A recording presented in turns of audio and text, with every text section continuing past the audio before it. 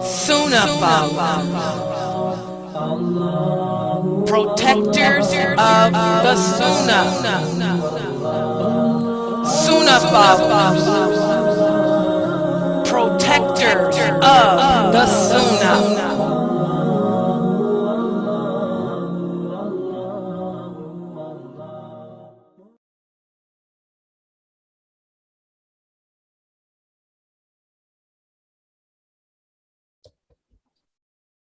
Go ahead, Isa. Alhamdulillahi Rabbil Alameen. Wassalatu wassalamu ala nabiyyina Muhammad wa ala alihi wa sahbihi ajma'in. So, all praise is due to Allah. In the name of Allah, we start. And may He send His peace and blessings on His final messenger, Muhammad. So, today we're going to continue with the Fiqh of Tahara. So, let me just share my screen.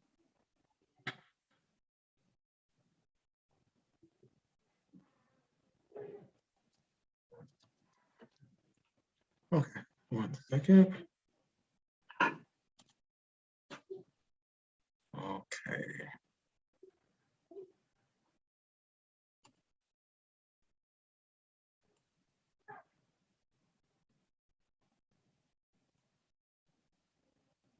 Okay. Okay.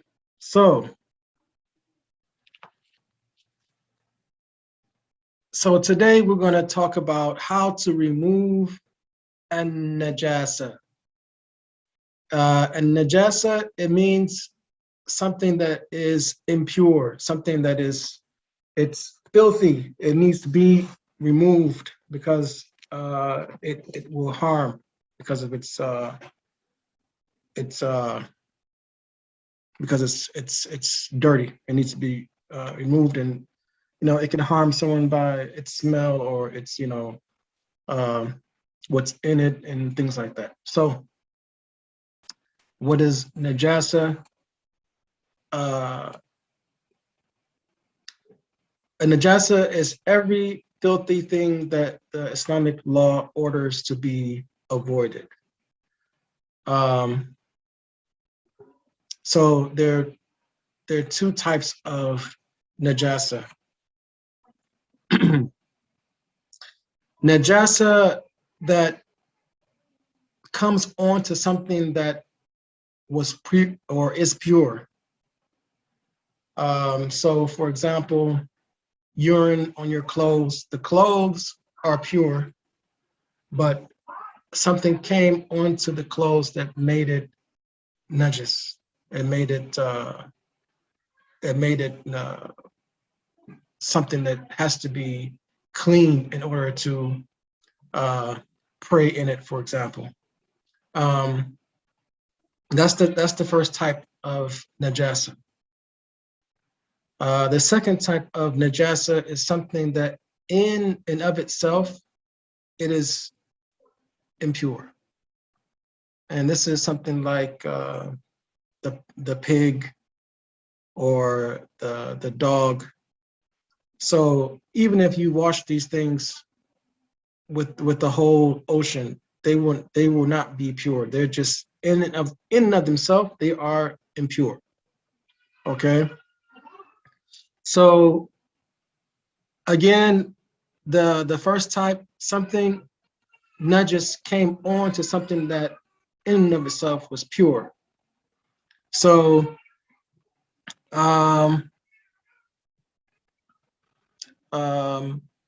suddenly, for example, if you walk into some dog feces or something like that, so your shoe, first it was pure, suddenly something came on it and made it impure.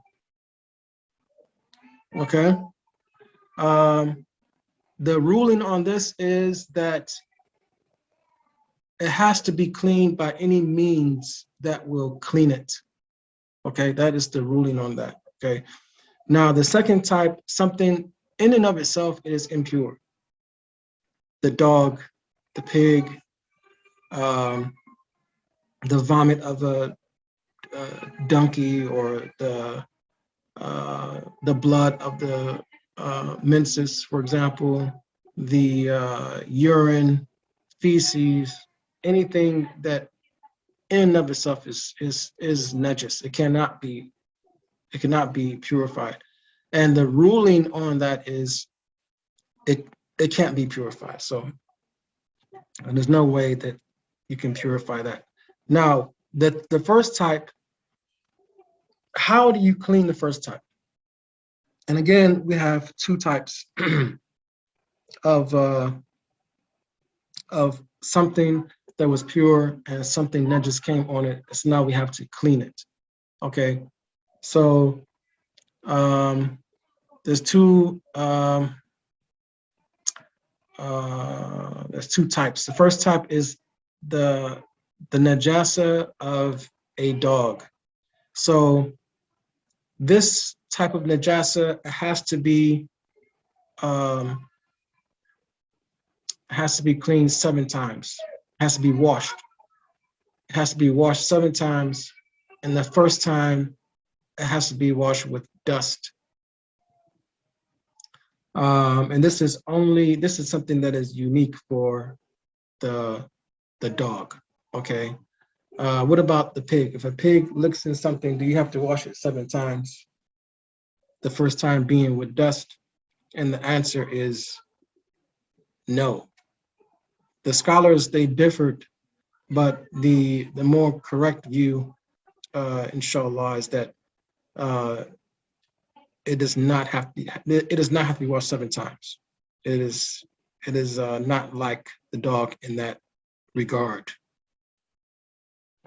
And there's no difference between like a black dog or a dog with stripes, or all dogs. This includes everything that is classified as a dog: big, small, white, black. It's all the same in that regard. And here the doctors have uncovered the secret of why the first time that you wash something that has been contaminated by a dog should be with dust, is that there is a virus that a dog carries, and since it's from the time that it is a puppy, basically, it carries this virus.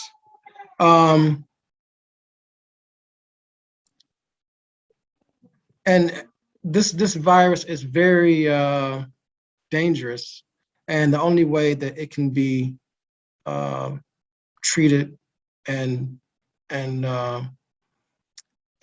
only way it can be fought is with this turab.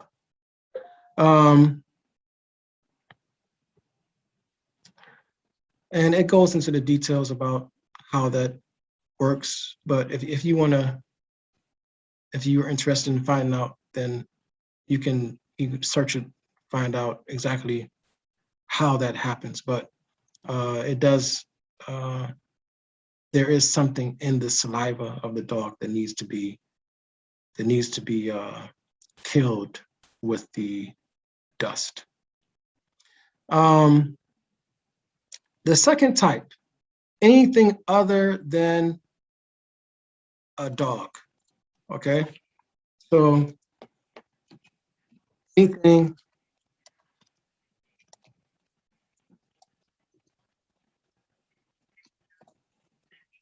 other than a dog.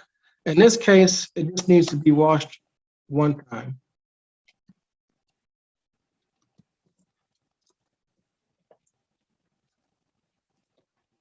Okay.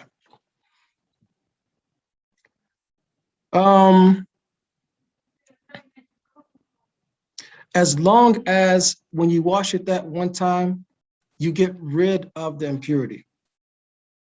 So if you wash it 1 time and the impurity is still there, you have to wash it a 2nd time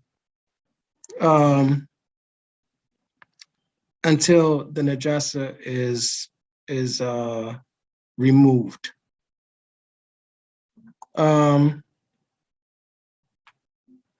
Then there's a hadith of Anas, radiallahu anhu. He said that a Bedouin came, جاء عربي فبال في طائفة المسجد فزجروه الناس فنهاهم رسول الله صلى الله عليه وسلم فلما قضى بوله أمر النبي صلى الله عليه وسلم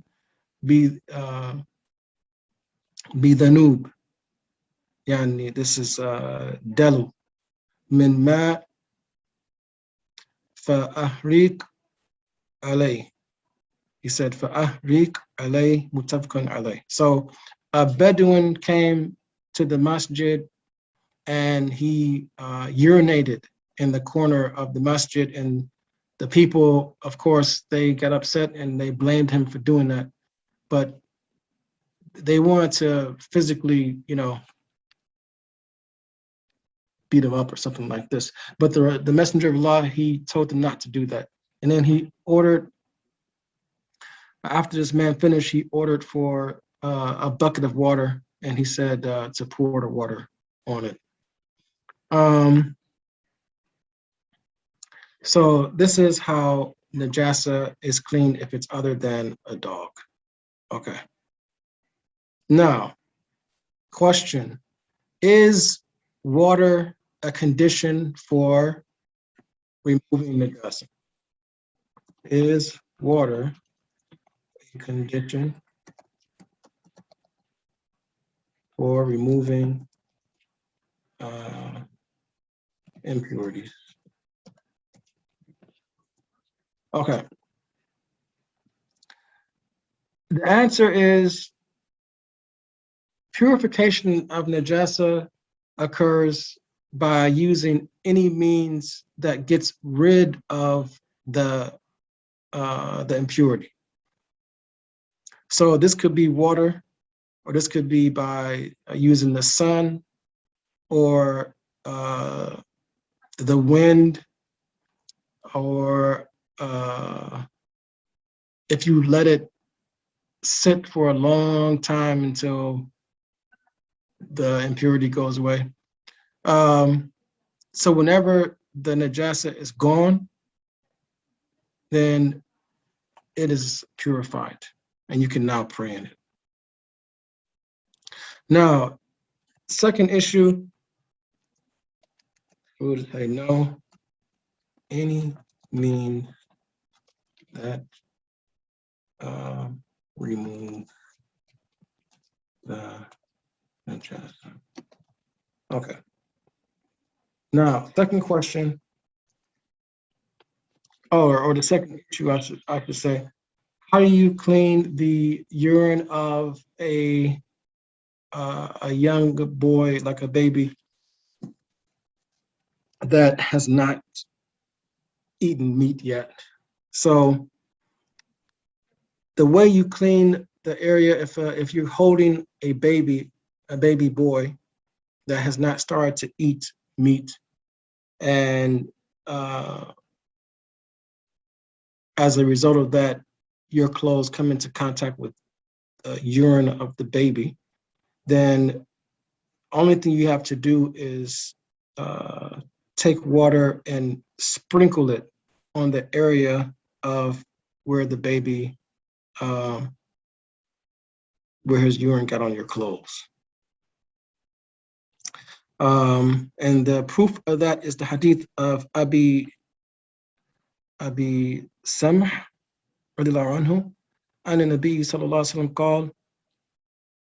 Is that the correct pronunciation? I don't know if Sheikh Jamali, is he still here? Hadith Abi Samh. But anyway, it says, and the Nabi sallallahu alaihi wasallam called, yuksalu min bowl al-jariya wa yurashu min bowl al-ghulam. So if a baby girl, if her urine, if your clothes come into contact with her urine, it has to be washed. But with a boy, you can just sprinkle water on that area. And عن قيس بنت محسن رضي الله عنها أنها أتت بابن لها صغير لم يأكل طعام إلى رسول الله صلى الله عليه وسلم فبال على ثوبه فدعا بماء فنضحه ولم يغسله متفق عليه. So Qais, she came to the Prophet ﷺ with her son who had not yet eaten food. And food meaning, anything other than milk. So she came with him to the Messenger of Allah, and this boy had urinated on the thobe, on the clothes of the Messenger of Allah, so he ordered for water, and then he took some water and sprinkled it on the area, and he did not wash it. So the baby girl, as for the baby girl, no matter how old she is, the clothes must be washed. Okay, so let's say baby boys who have not weaned, yes, okay.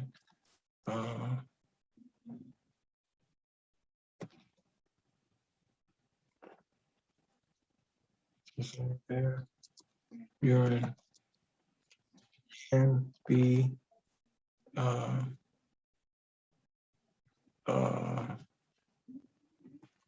purified, or the area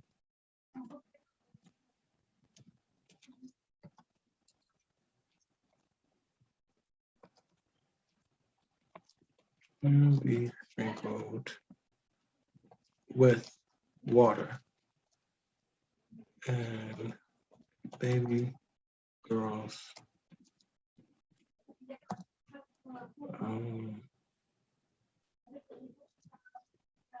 if that happens, so the clothes must be washed. Okay, so what about if an impurity comes on your clothes, but you don't know exactly where? Okay, so if some impurity comes on your clothes, and it's possible it can be in two places, for example, and then you forget which place the najasa came onto your clothes. So there's four situations that could happen. Okay, so the first one, you could just wash both places. Okay, and the second is you can wash one if you are sure that the najasa went on that one place, for example. The third way, if you think it's most likely that it came on one area of your clothes, then you can wash that area. And if you're sure it went on one area, pretty sure, then you can wash that one area. If most likely you think it came on one area of the two, you wash the one you think it most likely went on. If there's some doubt, if it's like 50-50, then you have to wash both. Okay, so the first type, if the najasa went on both places, you wash both. Okay, if the najasa went on one of the two places, but you're sure it went on one, you're pretty sure, like 80%, 90%, you wash that. If you think that it went on one of the areas, then you can wash that one. And if you are unsure, if you're like 50-50, you have to wash both. Okay, it's a little detailed discussion there. I mean, some of these cases, they don't happen very often in our practical lives, but when the fuqaha, when they sat down to deal with the issues of fiqh, they had to think of every situation. Okay, sometimes you will see some very detailed discussions about things that, practically speaking, we don't really encounter that much. So,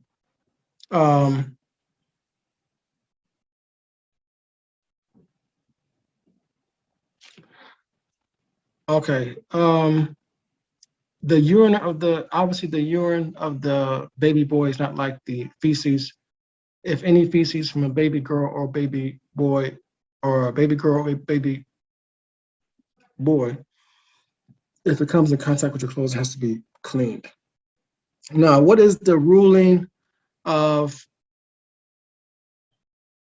dry cleaning or steam cleaning? So this is maybe a little bit more pertinent. So let's say ruling of dry cleaning or steam cleaning. Okay. Does it remove Najaasah? Okay. So, and I think we actually already discussed this earlier, but it says whenever the Najaasah, the impurity, is removed, no matter what way you remove it, then it's considered to be removed Islamically, and you can pray in it, and it doesn't carry it's no longer najis. So even if you dry clean it, even if you steam clean it, it doesn't matter. As long as it's gone, whatever is impure is gone from the clothes, it is fine. Okay. Okay. So there's 3 degrees of najasa. Okay. And it's a different way of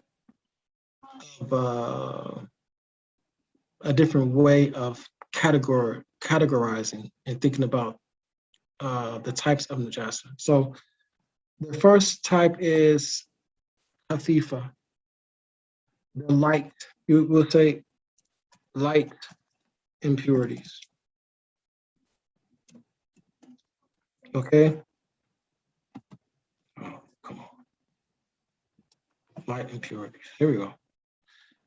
This is like, for example, urine of a baby boy who hasn't weaned yet. So urine of a baby boy hasn't weaned. Okay. So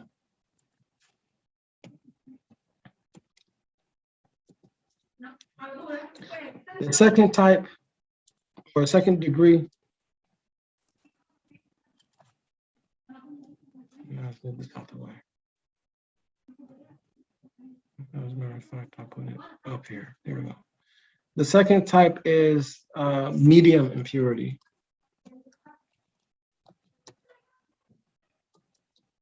Okay. This is like the urine of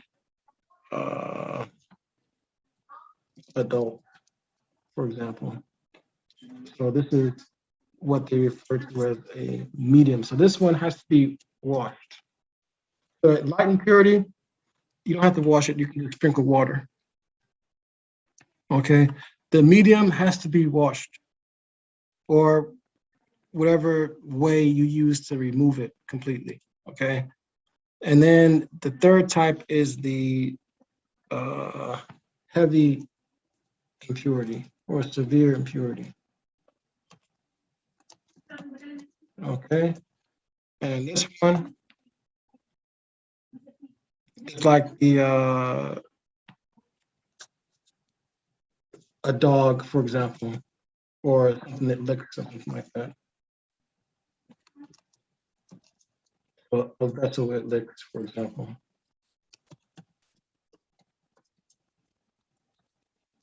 Okay. All right. So there's some things that the scholars differed. Okay, but we can just go over them. For example, a believer who dies, he is not najas. Okay, so death does not cause you to be najas. Okay.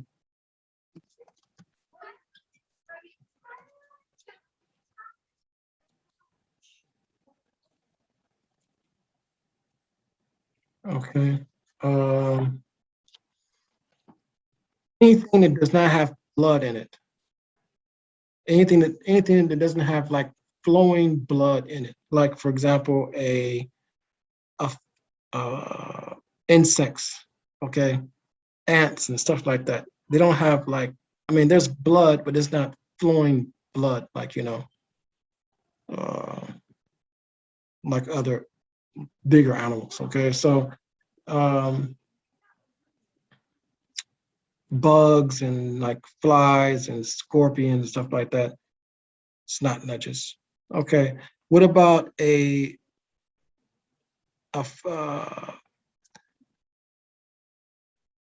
the urine of, and this is going back to what we studied earlier above. Oh, no, I'm sorry.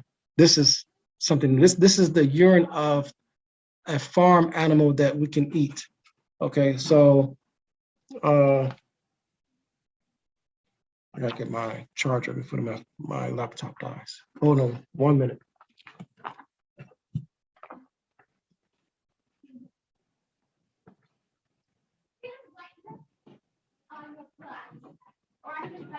Everybody go get the person.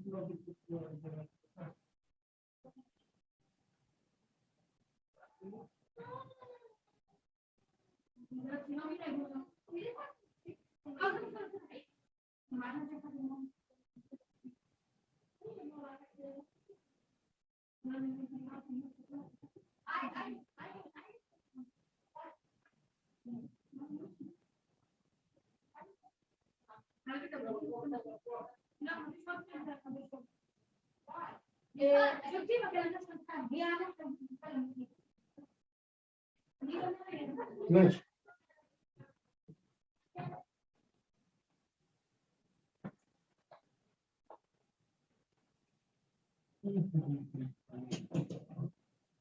Oh, where does this go? All right, there we go. I'm gonna worry about it cut. Okay, so uh, so the urine of like a lamb or a sheep or a goat or a camel, this urine is not najis. Of a farm animal that we can eat. Okay. Not najis. Okay.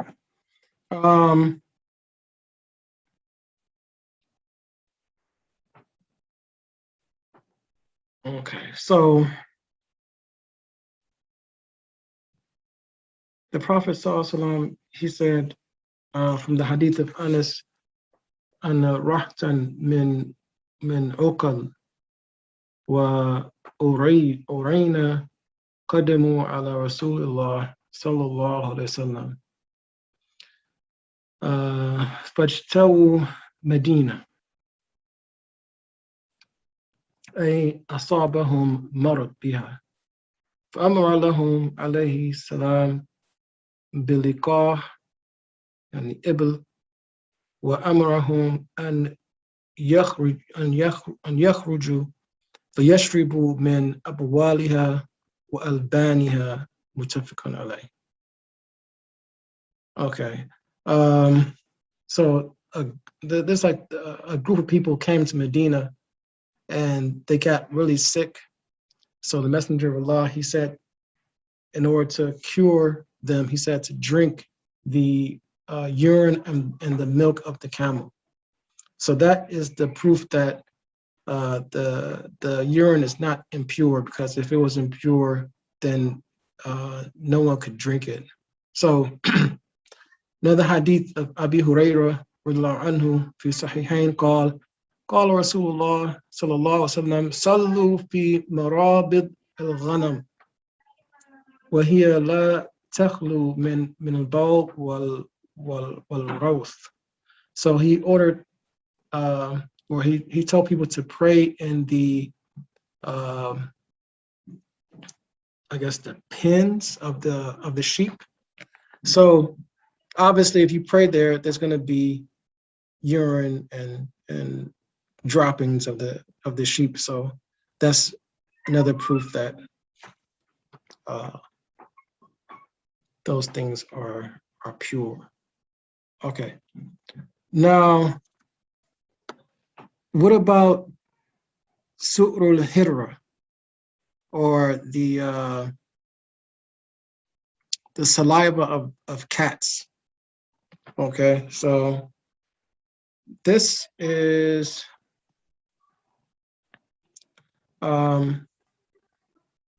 not, it's not najas, because cats, the Prophet ﷺ said they are tawafin of the buyut.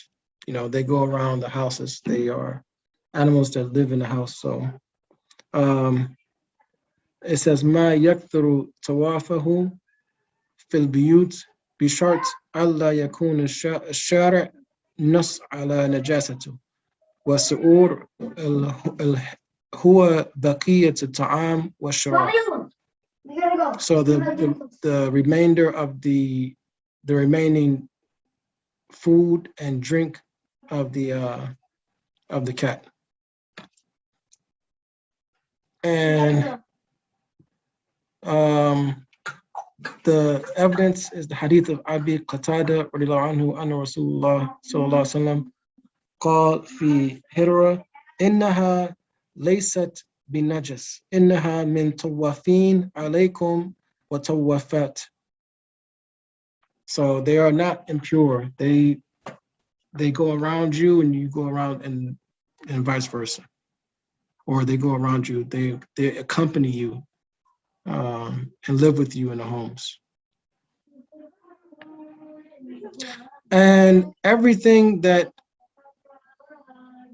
is kept as a pet for people,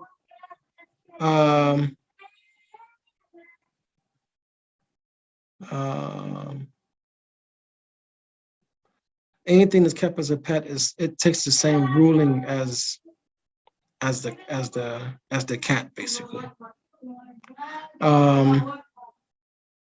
Obviously, that's going to exclude the dog, though, because there's a specific text that says that you can't have dogs in the house.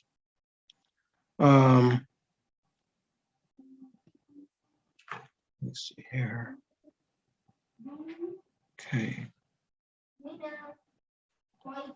Okay, the different divisions of blood.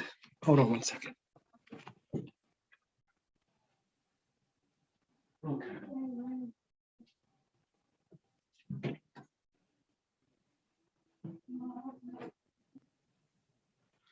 All right. So there's two types of blood. The blood of human blood and animal blood. Now, the human blood, it's like the blood of the menses, and it's also divided into two types. The blood of humans, the blood of menses, the blood of the menses, and every other type of blood. So, other than menses. So, let's see here.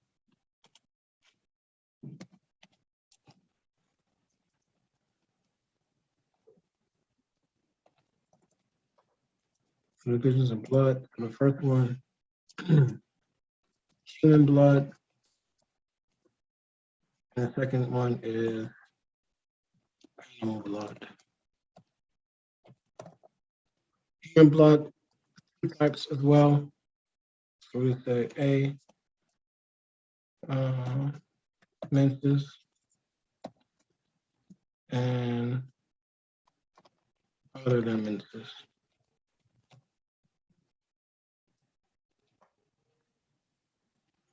Okay. So, and the blood of the animals is divided into 4 types. So,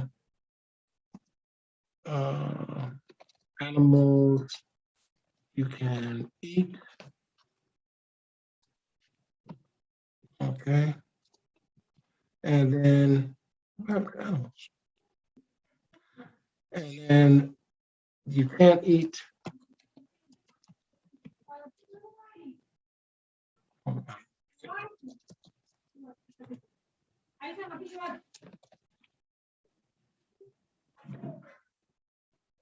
And number 3, animals that don't have flowing blood.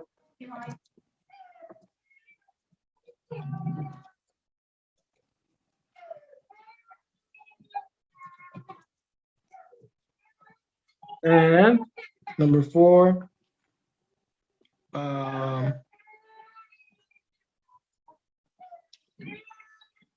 the blood of that animal.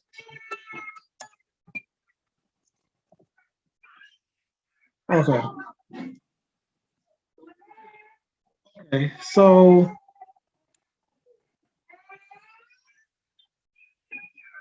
here they're gonna focus on the blood of the human blood. The first one, the blood of menses and postpartum, and every other type of blood.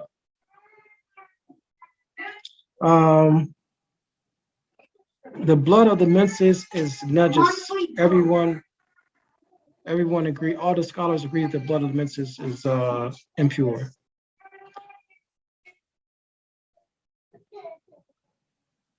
And there's a lot of evidence to support that.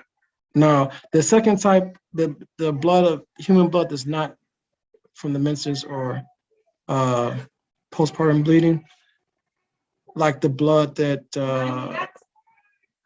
comes out of like a wound or something like this. So this is pure. It's not najas. And this is based on the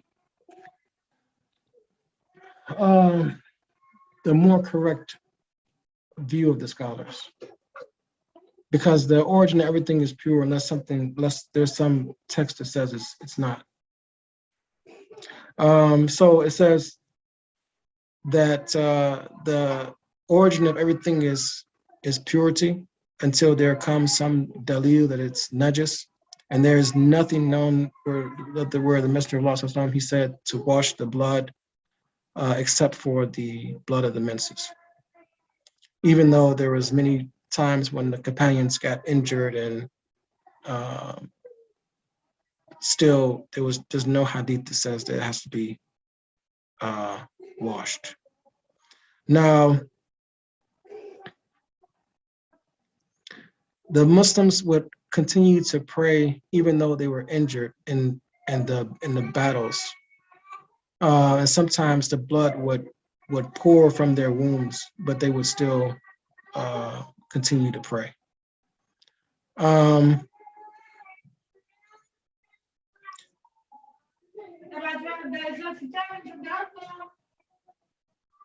750.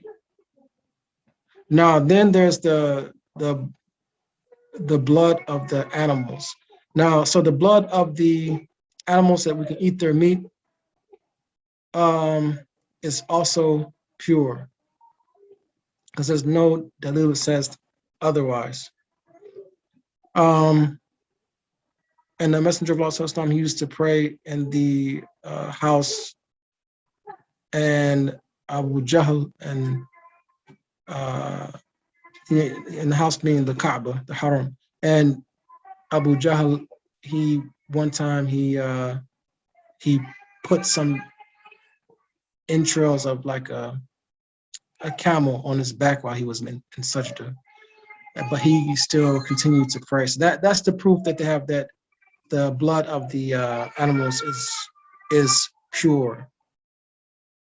The exception to that is the blood that is poured forth when you're slaughtering the animal. So when you slaughter an animal and then the blood is gushing out of the animal, then that is najas. Okay.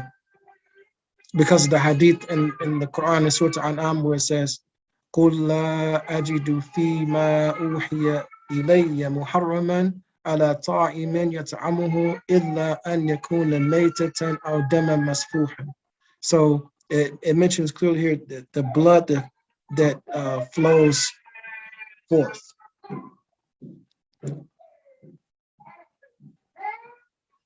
As for the blood that remains on the knife, for example, after you slaughtered the animal, or the blood that remains in the veins after it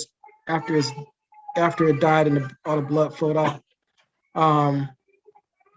that's not najas, even if it's a lot. The blood of the animals that we cannot eat is najas, and the blood of the dead animals is also najas. Okay, so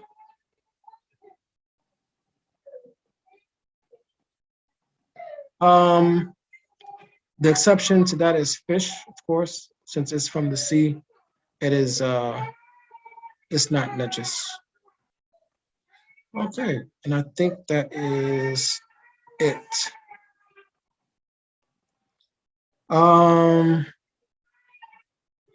Any questions on anything we covered today?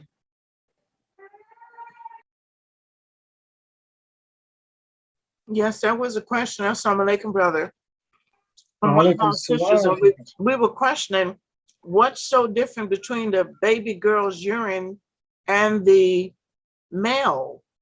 baby male's urine. What's, can